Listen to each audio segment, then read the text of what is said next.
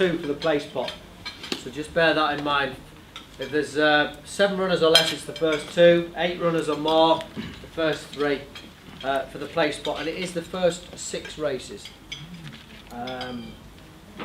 First 6 races are counted for the place pot.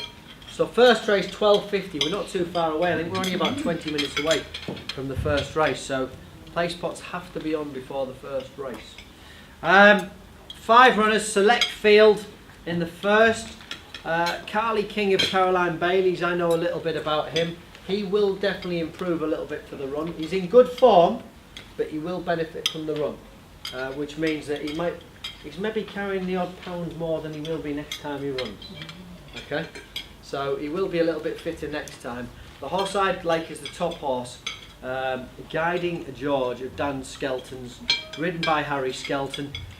This horse had a pipe opener last time out at Wincanton, finished 4th, ran well, and Harry thinks he's got a good chance in this race. I'm a big fan of top weight in these sort of races. It's not that competitive a race. I'd rather a horse was carrying 11-12 in a lesser division than carrying 10-12 in a 0 to 130, a better race. Because the better races, they go half a gear quicker, purely and simply because they're better horses. And to me, on this sort of ground today, the ground's going to be perfect. The chase track at Doncaster and the hurdle track haven't been raced on for 6 months, so it's fresh ground. It isn't going to be too testing, so weight doesn't come into it as much. So Dan Skelton and Harry Skelton, for me, they're going to kick off the ball rolling in the 12.50 with Guiding George. 120, 2-mile juvenile hurdle. Not an awful lot of form to go on. Popular choice would be Paul Nichols's Analulu, which is ridden by Nick Schofield. Nice horse. Nick goes well at home. Wasn't a cheap purchase, €80,000. So they'll be hoping of better things to come. It is a filly taking on the geldings.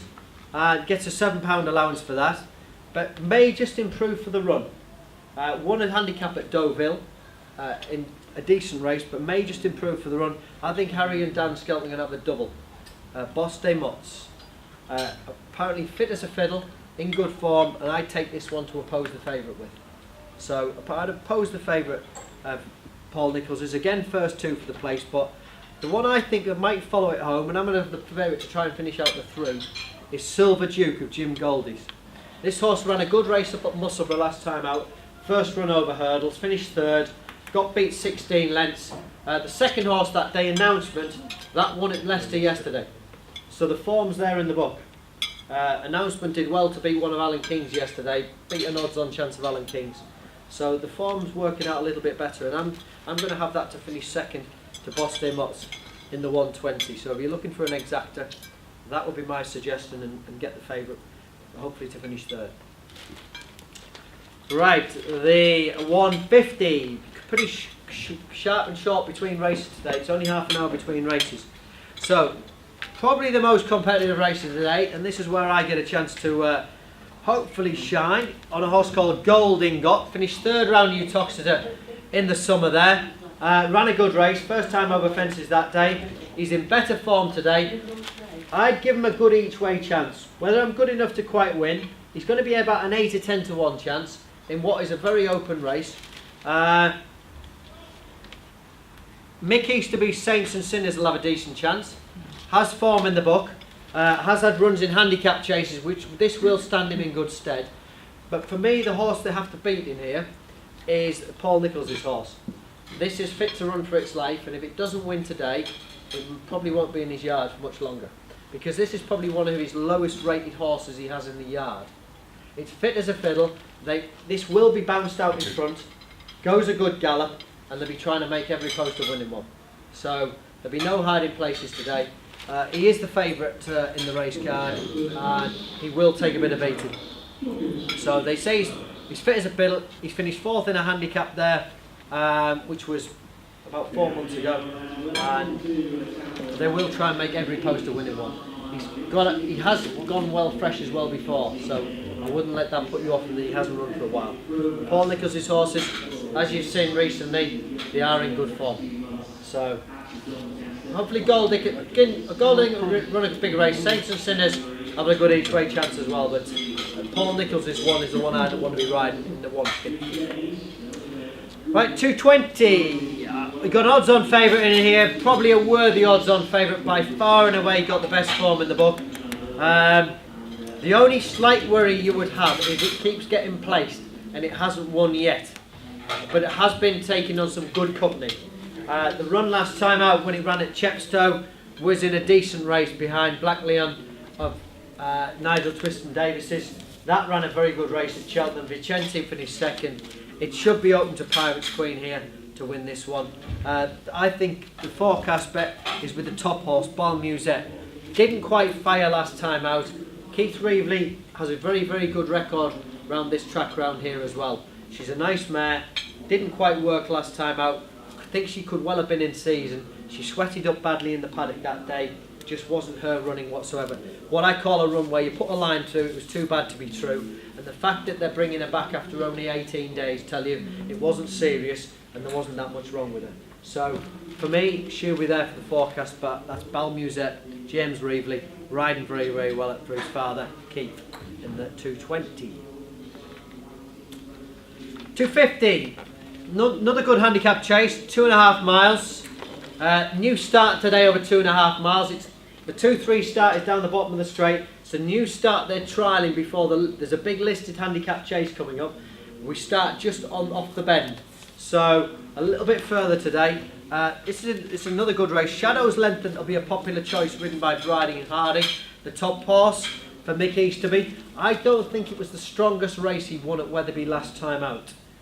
The race fell apart. He dropped this horse in and the race did fall apart, and he came there and he won very, very easily. The ones in behind didn't seem to run their race. This is more competitive today, and this horse is £8 higher. He's got top weight to shoulder, so I'm going to pose the favourite Shadow's Lengthen. Course form important here, Andrew? Course form is Well horses for courses, but there is Robbie is another horse who likes the course round here. Course form is important. A lot of horses are, especially what you don't realise is from going from here, you can see the horse is heading away up there. It drops downhill, and you're always on the turn. It's quite a sharp track when the ground's. It's not going to be really testing ground today. Good to soft, good and soft in places. It isn't going to be too testing in my opinion today. Course form is important. A horse who hasn't run around here, but a horse I like is the bottom horse, Crazy Jack. Kim Bailey, Jason Maguire. This won a Toaster Maiden, and hence why he can run in this race. Ran a very good race last time out when he finished second. He's won a point. He finished second to Hello George at Exeter. That was a good run, very good run. Won a point. Don't think the fences will be too much trouble to him today. He's a nice big scope, he saw. Jason Maguire thinks Crazy Jack's got a very good chance in this. Dan Skelton's and Harry Skelton's will improve for the run. Always benefits from a run first time out. That will come on for the run. Robbie with the other one I'd like, but Crazy Jack for me to beat Shadow's Lengthen in the 250. 320, last leg of the place pot, and another competitive race. 9 runners, so there is each way to be had in this. And for me, the top horse, Cloud Creeper, dropped down a few pounds. Wouldn't have got in this race in his previous few runs. He's dropping into a lower grade, top weight in a lower grade. Ran a decent race at Chepstow last time out. That was his first run of the season. Although you're seeing here that it looks like he's had 2 runs this season. One was in May at the back end of last year, so you can forget about that. 38 days since he ran, 6 weeks. Philip Hobbs's horses are in better form now than they were 6 weeks ago. Cloud Creeper would probably be my nap of the day. Can I just interrupt 1 minute? You can. If you want to get bets on, you need to be doing it now because this first race is nearly off. 5 minutes. I don't want to interrupt you. No problem at all. So if you want to put a bet on, I'll go through the last race. Does anybody want to do bets or are you all out? So we've got the place pot. If you want to do your place pots, you'll have to do them now. Yeah, I've got that.